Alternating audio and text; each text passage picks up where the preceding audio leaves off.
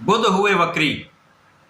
नवग्रहों में अत्यंत सौम्य ग्रह, अपना संपूर्ण प्रभाव अति शीघ्र प्रदान करने वाले नवग्रहों में युवराज बुध 5 अगस्त से वक्री अवस्था में आ चुके हैं। वक्री अवस्था एक ऐसी अवस्था जब ग्रह अपनी गति को मंद कर लेता है, स्लो हो जाता है, जिसके कारण उसका प्रभाव, उसकी क्षमता, उसके बल में वृद्धि हो जाती है। अब बुध तो अत्यंत महत्वपूर्ण ग्रह है, क्योंकि इस संपूर्ण जगत में समस्त क्षेत्रों में बुध का संपूर्ण प्रभाव है। बुध के बिना कोई कार्य क्षेत्र संभव ही नहीं।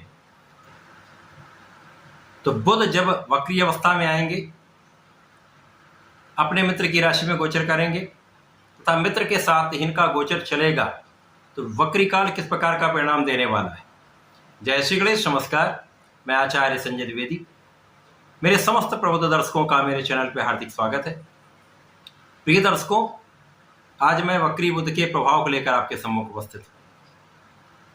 युवराज बुध जो अपना संपूर्ण प्रभाव त्वरित प्रदान करते हैं, साथ ही साथ इस जगत का संपूर्ण कार्यक्षेत्र बुध के कार्यकत्व में आता है। सभी प्रकार का व्यापार बुध के कार्यकत्व में है। कला जगत का कोई भी कार्य बुध के कार्यकत्व में है। बुद्धि, शिक्षा, ज्ञान से संबंधित कार्य बुध के कार्यकत्व में है। जहाँ पर वाणी है वहाँ पर बुध है, जहाँ पर बुद्धि है वहाँ पर बुध है, जहाँ पर कैलकुलेशन है वहाँ पर बुध है, जहाँ पर तर्क है वहाँ पर बुध है। तो बुध के बिना तो कोई कार्य क्षेत्र संभव ही नहीं है। तो अत्यंत शुभ प्रभाव देने वाले बुध अपने मित्र सूर्यदेव की राशि में गोचर कर यहाँ पर ये वक्री होकर इस भाव के प्रभाव को कई गुना बढ़ा रहे हैं। अब यहाँ पर पहले से ही शुक्राचार्य का गोचर चल रहा है। अब शुक्राचार्य था बुध का अति मित्र का है, जिसके कारण मित्र की राशि में मित्र के साथ एक महत्वपूर्ण योग में होंगे, महालक्ष्मी योग में होंगे, जिसका एक सकारात्मक परिणाम समस्त राशि के जातकों को प्राप्त होने वाला है। परंतु ये संयोजन अलग अलग राशि के लिए अलग अलग भाव में बनेगा, उसी के अनुसार ही परिणाम की प्राप्ति हो। आज मैं धनु राशि के लिए बुध के वक्री काल का किस प्रकार का परिणाम मिलने वाला है, किन भाव में वृद्धि होगी, इस समय का आप कैसे उपयोग कर पाएंगे, कैसे लाभ ले पाएंगे, अथवा कहीं पर कोई समस्या तो उसका क्या निराकरण, संपूर्ण विश्लेषण मैं पूर्ण तर्क के साथ करने जा रहा हूं। प्रिय दर्शकों, इस राशिफल को आप अपने लग्न तथा राशि दोनों के अनुसार देख सकते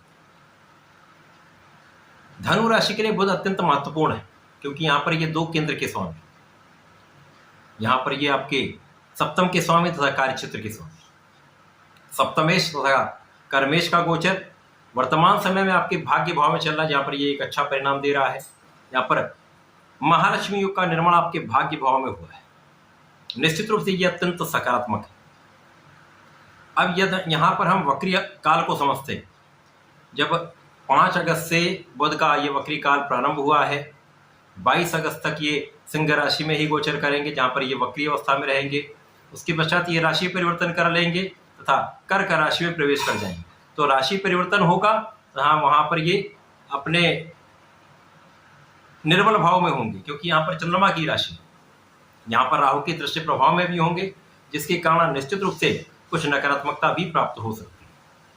प्रारंभिक समय से लेकर 22 अगस्त तक कुछ विशेष स्थितियां बन रही हैं, जब धनु राशि के लिए आपका भाग्य अत्यंत प्रबल होगा, क्योंकि यहाँ पर कर्म के स्वामी भाग्य में है, लाभ के स्वामी भी भाग्य में है, जिसके कारण महालक्ष्मी योग, कर्म और लाभ का संबंध महालक्ष्मी योग के रूप में बन रहा है, जो अत्यंत महत्वपूर्ण है। विशेष रूप से महालाभ का योग बन रहा है, महाधन का योग बन रहा है। इस समय भाग्य संपूर्ण रूप से आपके साथ में होगा।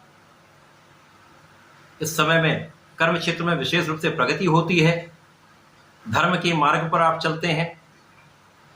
यहाँ पर जीवन साथी के साथ सामंजस्य भी अच्छा रहता है, आपसी प्रेम में वृद्धि होती है, तथा जो लोग साझेदारी में कार्य कर रहे हैं, व्यापार में है अथवा प्रोफेशन में है, तो उनको विशेष लाभ मिलता है। यहाँ पर जो लोग नए कार्य के लिए प्रयास कर रहे हैं, नए कार्य क्षेत्र में जाना चाहते हैं, नौकरी के लिए प्रयास कर रहे हैं, उनका ये प्रयास सफल हो जाए। 22 अगस्त तक ऐसी स्थितियां हैं जब गुरुदेव बृहस्पति तथा मंगल के चतुर्दशम के संबंध में बुध होंगे, आपका भाग्य भाव होगा तथा यहाँ पर शुक्राचार्य होंगे, जिसके कारण विशेष योग बन रहा है। आपका ज्ञान अत्यंत प्रबल होगा, बुद्धि अत्यंत तीक्ष्ण रहने वाली, आपका कैलकुलेशन बहुत अच्छा रहने वाला है। आप तर्क संगत कार्य करने वाले हैं। आप अपने कार्य क्षेत्र में विशेष रूप से अच्छे निर्णय लेकर आगे बढ़ने वाले, प्रगति के कई अवसर आपको प्राप्त हो सकते हैं। इस समय आपका परिश्रम बहुत अच्छा रहेगा। आप परिश्रम तथा आपके धन के स्वामी शनिदेव हैं, जो अत्यंत प्रबल अवस्था में वक्री हो चुके हैं तथा षष्ठामक राजयोग में, जिसके कारण बुध और शुक्र का संयोजन शनिदेव पर प्रभाव डाल रहा है तथा शनि का सीधा प्रभाव आपके भाग्य भाव पर, बुध पर और शुक्र पर, जिसके कारण महाभाग्य का साथ मिलेगा, लोगों का सहयोग मिलेगा तथा इस समय आप अत्यंत प्रभावशाली रहने वाले। जो लोग कला क्षेत्र में हैं, चाहे वो गायन का क्षेत्र हो, लेखन का क्षेत्र हो, नृत्य का क्षेत्र हो, किसी प्रकार का क्षेत्र, एक्टिंग का क्षेत्र हो, जहां पर विशेष अवसर आपको प्राप्त होने वाले, भाग्य का साथ भी मिलेगा, आप अपने कार्य क्षेत्र में सफल भी होंगे। इसका प्रभाव आपके धन के क्षेत्र पर पड़ रहा है, तो धन का विस्तार होगा, परिवार का सहयोग मिलेगा तथा इस समय में आपकी इनकम में वृद्धि होने वाली, इनकम का भाव मल्टीप्लाई हो रहा है, तो यहाँ पर विशेष रूप से वृद्धि का योग बनता है। जो लोग नौकरी में हैं, उनके इंक्रीमेंट का योग बनता है, प्रमोशन का योग बनता है। विशेष रूप से ये एक अच्छा समय। अब यहाँ पर यदि अवलोकन करें तो बुध आपके नवम भाव में गोचर कर रहे हैं, जहां पर ये विशेष रूप से लाभकारी स्थिति बना रहे हैं। परंतु जब ये राशि परिवर्तन करके आपके अष्टम भाव में जाएंगे, जो कि निर्बल भाव है, त्रिक भाव है, और चंद्रमा की राशि, यहाँ से आपको अत्यंत सावधान रहना होगा। 22 अगस्त से लेकर 28 अगस्त का जो 7 दिन का समय, विशेष रूप से आपको सजग रहना होगा। यहाँ पर आपको अपने स्वास्थ्य का ध्यान रखना है, क्योंकि यहाँ पर कुछ स्वास्थ्य समस्याएं हो सकती हैं। इसी प्रकार से यहाँ पर मन भ्रमित होता है, अध्यात्म में कम मन लगता है, पूजा पाठ में मन कम लगता है। इसी प्रकार से यहाँ पर जो आपका कार्यक्षेत्र का भाव है, वहाँ पर भी उतना आप लाभ नहीं ले पाते।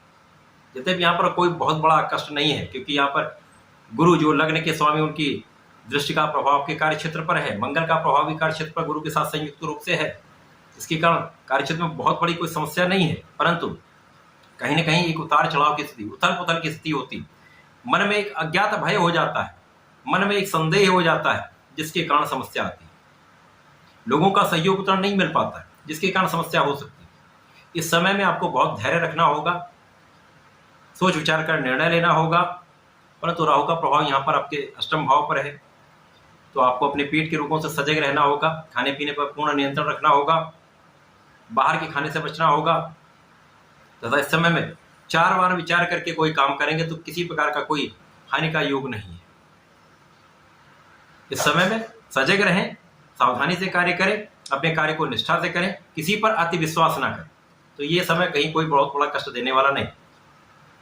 धनु राशि के जातकों को नियमित रूप से भगवान गणपति महाराज की आराधना करनी चाहिए। इस समय में गणपति स्तोत्रम का पाठ करेंगे, संकट दूर होंगे, बुद्धि का भाव प्रबल होगा, मन एकाग्र होगा।